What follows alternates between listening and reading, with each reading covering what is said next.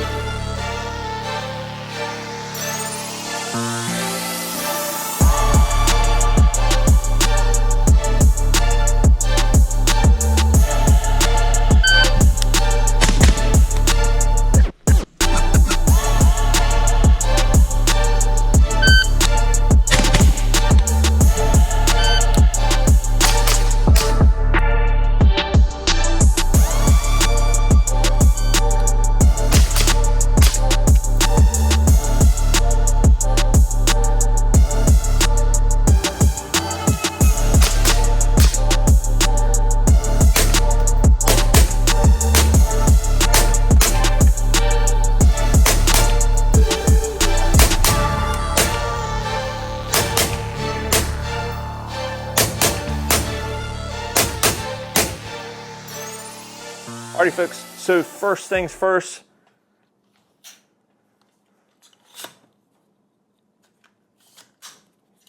we are clear and safe, nothing in the chamber, no magazine inserted.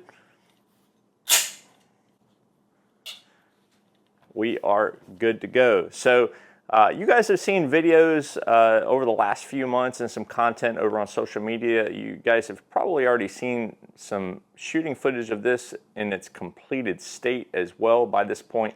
But I wanted to go ahead and kind of do a wrap-up video with a review so far with the rounds I have down range on this thing. I am still waiting for a couple little accessories that I'm going to do, but for the most part, the rifle as it sits here is a completed project for the most part.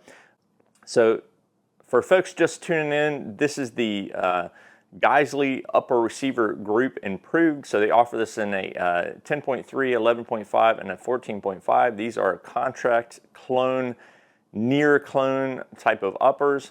So I got majority of the stuff you see here from the folks over at Brownells, and you know, the first part to the puzzle, of course, was the upper receiver group. So I got a near clone completed one from Brownells, and then it kind of snowballed from there with the other parts and pieces and whatnot.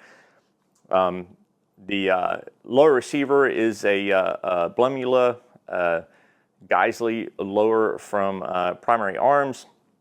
And I'm running the Geissele SSAE trigger and also their mil-spec lower parts kit. Now, what makes this thing unique from other type of AR-15s and whatnot is that this is pretty close to what Geissele is sending out for contracts, SOCOM, Special Operating Forces, all that fun stuff. So.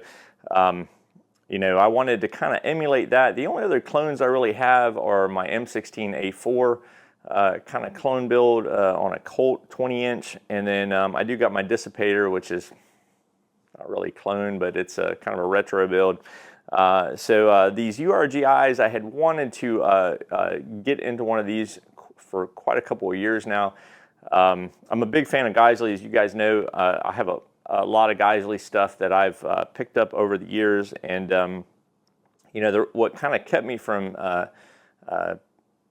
going down this route was just the expense involved, right? So yeah, you can just grab an upper and throw it on whatever, not a big deal, but I figured if I was going to do it, I was going to try to do it right. I do appreciate all the folks that have kind of gave me some suggestions along the way, Scott Millar being one of the main ones that I've communicated with, because he had kind of went down this route as well.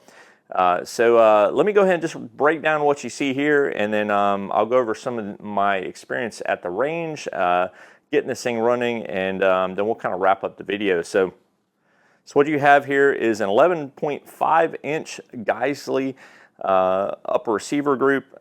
This is their URG-I near clone. It comes with the 4-prong Surefire flash hider. It has the Geissele barrel in here, so the true clones actually would have a Daniel Defense barrel, but this is essentially an M4 profile barrel, which I'm not crazy about that, but again, this is a kind of a clone. The other thing that kind of makes these unique is the NSN markings and whatnot, and I'll roll some close-up footage of that. So all the parts, you know, anything that's issued to the military is going to have some sort of NSN marking or cage code marking to kind of identify that part if they need to order replacements from the supply chain, stuff like that. So Geissele does have all those parts in there on the, or all those numbers on the handguard here, also the charging handle back on the rear here. Everything is kind of marked appropriately for that. Bolt carrier group is kind of in between a standard BCG and the reliability enhanced bolt carrier group from Geissele. So I think the only difference is the cam pin doesn't have that extra profile on it like the reliability enhanced bolt carrier group has. But other than that, it's the same. I'm also rocking here the A2 grip, and with the range time I've had on this, I quickly realized why I don't like the A2 grip. It just has such a weird rearward swept grip angle. I much prefer a more vertical grip. But again, I kind of wanted to keep kind of some of the aesthetics from a clone type of setup. Buffer tube and all that towards the rear here. That is, of course, also Geissele. The upper itself does come with the Super 42 spring and buffer system with an H3 for the 11.5. And that's, from my shooting experience, has been appropriate for this setup. Also, I have the B5 Systems SOP mod stock on the rear. This is the B5 marked one, not the contract version. Maybe I order the contract version at some point. I'm also running the Haley Strategic sling off of here. So this actually just grabbed off of my 10.3 SBR. And speaking of SBRs, this is a Form 1 SBR. So just so you guys can know about that. Kind of out here on the end of the muzzle, I do have a Surefire RC2. This is the FDE version. It is NSN marked as well. So again, for folks doing clone builds, that's very important. And then last but not least, I do have the Aimpoint T2 and the Unity fast mount. So you're going to notice that I have no backup iron sights on this setup, and that is because the fast mount has a set of integrated iron backup sights. I did do a video on this when I first got it, so if you want to check that out, please do so. And then the kind of the last piece of the puzzle, other than I am adding a Surefire Vampire IR light out on the end here with a pressure pad, is the UID labeling. So I picked these up from Carolina Laserworks. I'm in North Carolina, they are as well, and ordered one for the receiver, and then also I ordered one for the Aimpoint. So these are basically labeling that the government and the military uses to mark their different assets for inventory. It has part number, serial number, stuff like that. So it's just like an inventory system for military government assets, if you will. So that kind of gives it the kind of it's kind of the icing on the cake, if you will, for a clone type of build like this. But yeah, so that's everything here. I do have my Surefire pouch out here on the end. So let's go ahead and talk about the shooting experience with this. So first out to the range, I was first time running the Aimpoint T2, first time running the Surefire RC2 suppressor, and I was just running some simple 55 grain. It was either MagTech or PMC, kind of switched between those two for just regular old training or plinking ammo. And sighting it in was pretty quick. I sighted in at 25 yards. So my particular range that I am a member of, they have 25, 3, 5, 7, 10, 15, 25 yards. And then, of course, I got out to 100-yard range with 50, 75 in between. They also have training bays and stuff like that. So I felt it appropriate, since this is more of kind of a close-in type of setup, to go ahead and just sight it in at 25 yards. That should put me fairly close at 100 yards. I know there's debate on that, 36-yard zero versus whatever, but this is basically a rifle that not really meant to be shooting past 100 yards. Not that it's not capable, but for my particular use, it's more of a defensive type of rifle. So, 25-yard zero was perfectly fine for me. So I got it sighted in pretty quick, and then I started just running some rounds through it. I wanted to put some heat in the barrel, some heat in the suppressor, and just check overall function. I was pretty surprised with the RC2 can. I thought it was going to be more gassy with a lot more back pressure than what it seemed to have, but with the Geissele upper and the H3 buffer in the rear, it seemed to be ejecting pretty consistently. Maybe 2:30 to 3 o'clock, somewhere in there. It kind of was back and forth a little bit, and that's pretty solid, actually. So for those that don't know, ideal gassing and ejection pattern should be between 4-ish, something like that. So it was, being right about 3, just under 3, I think was pretty solid for a short barrel. With a can on there that's providing some back pressure. So that was quite nice. As far as gas back in the face, it didn't seem to be too bad. A little bit of gas, but it wasn't terrible. I run some other 5.56 cans from Rugged suppressors, and this one was pretty pleasant. The tone on it's pretty good. It's not flashy, and that's one of the things about the Surefire RC2 that's quite positive about it, is that during nighttime shoots and stuff like that, it doesn't have a very high flash signature. So I definitely experienced that myself. Typically I'm getting some pretty nice fireballs with a short setup and a can, but this one, it was pretty toned back. So I did some, like I said, I put a good amount of heat in it. I probably spent the first range day out there probably about 200 rounds or so, just running mags through it, making sure, mag is locking back, making sure all the controls are functioning, stuff like that. And then I went to the range again at a later date, and I wanted to run just some drills. I was doing some mag changes. I wanted to do some, 2-shot timed groups, some 3 shots, stuff like that.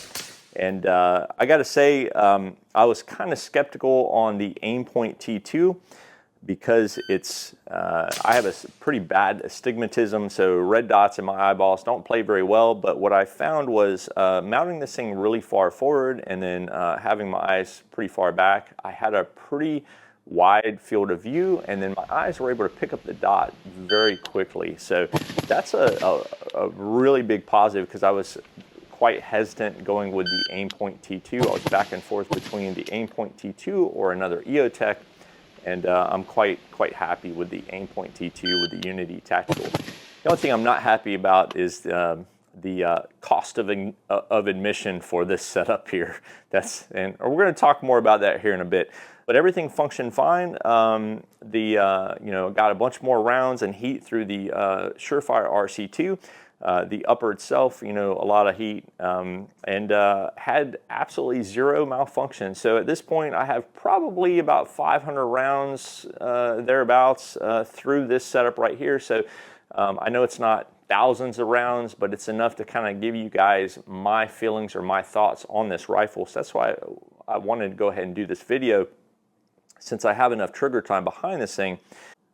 I will say that, it's an absolute joy to shoot. If there was anything that I would change on it from where it sits, I do not prefer the A2 grip, as I already mentioned. But other than that, everything else is rock solid. I'm actually looking forward to getting the Surefire scout light out there on the end. But like I said, that's not really going to make a difference with the functionality of this setup. One issue I did have after the last range trip was the Surefire RC2 suppressor. I could not get the locking collar to unlock on it. So Surefire cans are known to get, with a lot of round count on there, some carbon lock. I would not recommend just leaving the can on there. So what I'm going to do is I'm going to add some really high temp nickel anti-seize to the mechanism, just to kind of minimize the chance of any sort of locking up of the can. So yeah, I was at the range and it took me a while to get that thing off. Of course, it's hot. Now, Surefire does say if it gets carbon locked on the muzzle device that you can shoot it off. I know of quite a few people that have done that. So, you know, if you get to that situation where you can get the lock and collar undone, but you can't get the can off, you can shoot it off. So, but I plan to minimize that by adding the high temp anti-seize, and I do that with my other cans, but I wanted to run the Surefire a little bit without that, just to see how it would respond, and I can see that that's going to be something that I'm going to want to continue to add on there. You know, I also am one of those that doesn't leave the cans on my hosts, unless it's a defensive host. I'll leave it on there, you know, after a range trip or something, but typically I'm going to pull stuff off, just inspect, clean, and stuff like that. All right, so we've talked about what all is in the URG-I clone project that I have done. We have talked about my experience at the range overall, things that I like, things that I don't like. One of the big kind of elephants in the room is going to be the overall cost of a project like this. And, you know, we're not allowed to really talk about pricing and stuff like that. However, this is probably one of the more expensive or most expensive projects that I've embarked on. You know, big thanks and shout out to Brownells. They are the largest supporter of the channel, and you know, got most of the parts from them. But this is a pricey proposition. All right, so. You guys, if you look around, you can just get an idea of what's in this thing as far as, you know, what I have in it, but it's pretty crazy. So the big question is, if I had to do it over again, would I do it?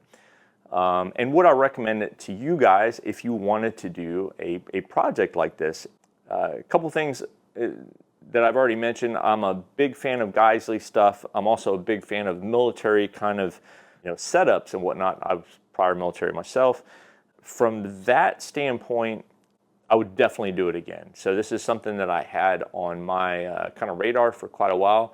Now, if you are somebody that just wants an 11.5 Geissele, you know, it may not be worth it to you. So that's going to be kind of up to you guys. What your thoughts are on, you know, is all that expense, you know, worth it in the end? I don't know. You're going to have to figure that out for yourself. Could I do the same thing with the look and feel that this has using non-Geissele parts, or maybe just getting some of the Geissele parts that stand out and using other stuff instead? Well, as far as the upper, the only things that really stand out that it's a URG-I is the rail and the charging handle. So if I was to, you know, do this on the cheap, I could grab those two parts and then source everything else from some other company. I mean, and of course the Surefire 4-prong flash hider, but maybe you don't even want to use a 4-prong. So hopefully you guys get what I'm saying with that. You know, you could do something like this that has the same look and feel with using the minimal amount of Geissele stuff, and then but still have the look and feel of a clone build. The other thing is the lower receiver, right? You could get a Colt setup or an FN setup, and then, you know, build it out the way you want. So I'm just putting those out there because I know a lot of people are going to look at this and be like, holy hell, that is crazy to put something together that's this kind of simplistic. You know, again, it just depends on what you're after on that. All right, so would I do it again? Absolutely, but you guys, you're just going to have to make that decision on your own. So with that being said, what do you guys think about clone builds or the URG-I or even a Mark 18? So I haven't done a Mark 18. I've considered doing one a few times. But what are you guys' thoughts on that? Would you do this way, or how would you do it if you were going to do one differently than the way I went? So I want to hear your comments. I want to have maybe some discussion. Also, if you guys have any suggestions on how else or what direction to take this thing in, I'm all ears for that. But yeah, this has been a pretty awesome build, pretty awesome project, and you know, I think it's probably my favorite Geissele at this point. It's just simple and kind of has the aesthetics, you know, of a military kind of clone, and it just shoots really good. So I'm super happy with it, and I would definitely do it again. But all right, so if you're looking to support the channel, of course, hit that like, hit that subscribe button, turn on the notification bell icon.